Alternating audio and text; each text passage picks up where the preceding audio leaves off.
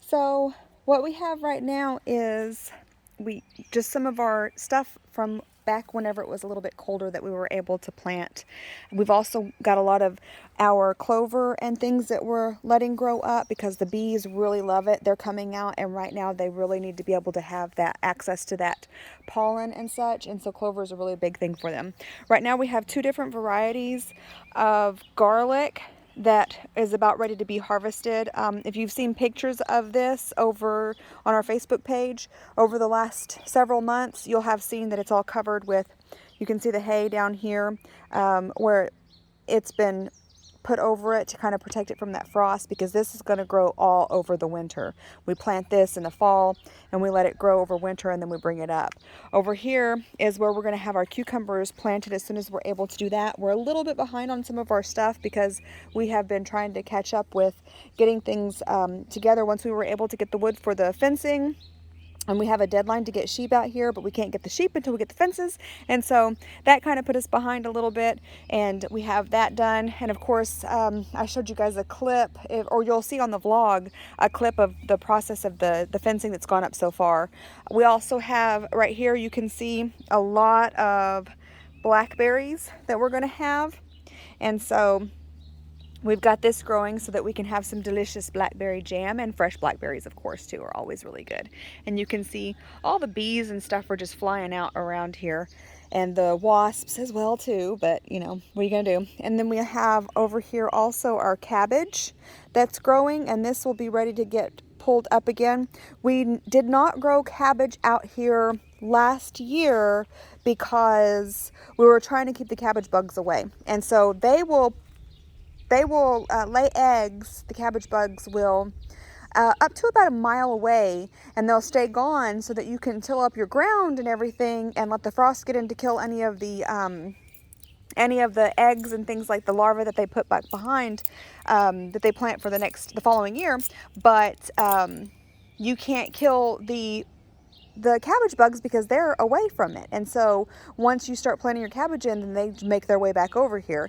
And so that's the reason why a lot of farmers and gardeners will rotate their crops to be able to keep that from happening. So the cabbage bugs come out here a couple of years in a row, and they see, or a couple of seasons, and they see, oh, there's no, it's our food source isn't here. Or we'll crush up eggshell that we put around the edges of the area, and they can't crawl across it. It cuts them open and dehydrates them and kills them. And so we were able to do that, and it looks like our cabbage is doing much, much better this year. And then, of course, we have another set of blackberries here. Let me pull back a little bit. And then we have our apple trees as well. And then that we have planted out here so that we can keep them safe from the deer, because we didn't have fencing across the lot where we had the apple trees, and the deer were just going crazy, rubbing against them, and then of course eating them. And then right here we have our lettuce, and these are a couple of different varieties. Some of it's rocket, and the rest of it looks like it's a lettuce mix out here. And then we have our onion over here, and then looks like some radishes. What else do we have here? Kohlrabi is growing. And then, of course, we've got radish over and things like that. And I'm not sure what he's put in here yet, or if he has put anything in here just yet. And then we have a couple of things that are going to seed as well. And then you'll see back here more blackberries. So we're going to have a ton of blackberries, hopefully. And that's really good for us, especially because you can take the leaves and you can have blackberry tea and things like that. It's good for some, it promotes wellness for some digestive issues and that sort of thing. So that's really good for us. And then we have back here our hay or straw from this last year's cutting, and this is going to be broken down into more soil for us because we grow our own soil out here as well, and you can see on this other side as well. And so, and then of course back here behind this blackberry we also have a comfrey patch too. And so that's our garden for right now that we have growing out here.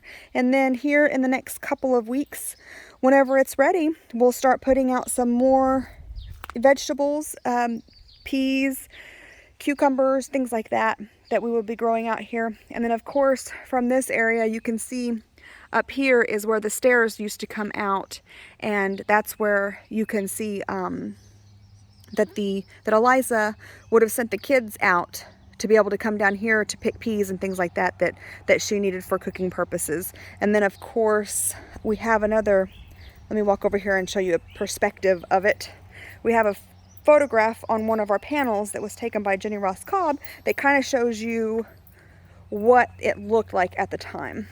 And so this panel right here is a good illustrator of it. And you can see in this picture here the back porch, and you can see the fence that's up around it, about where we've got our fence now. I think our fence stops just a little bit shorter than what theirs did, but that's okay. And then this is a photograph taken across the creek behind the house, back behind the spring house over here. And then you can see the fence there, and then the back porch of the house, the kitchen porch of the house. And so you can see the stairs leading down into it.